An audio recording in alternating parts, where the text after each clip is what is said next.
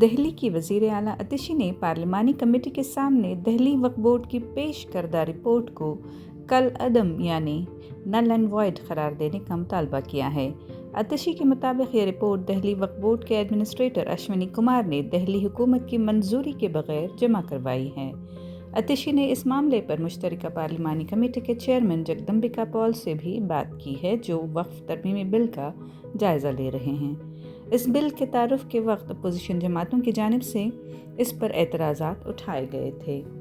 Committee کے اجلاس کے دوران کئی اپوزیشن اراکین نے دہلی حکومت کے اس دعوے پر واک آؤٹ کیا کہ یہ رپورٹ ان کی منظوری کے بغیر پیش کی گئی۔ واک آؤٹ کرنے والوں میں عام آدمی پارٹی سے سنجے سنگھ، ڈی ایم کے سے محمد عبداللہ، کانگریس کے نصیر حسین اور محمد جاوید سمیت دیگر اراکین شامل تھے۔ تاہم اپوزیشن اراکین کچھ دیر بعد دوبارہ اجلاس میں واپس آ گئے۔ یہ پہلی بار نہیں ہے کہ اپوزیشن اراکین نے وقف بورڈ کے اجلاس سے واک آؤٹ کیا ہو۔ کمیٹی کا اگلا اجلاس 29 اکتوبر کو ہوگا۔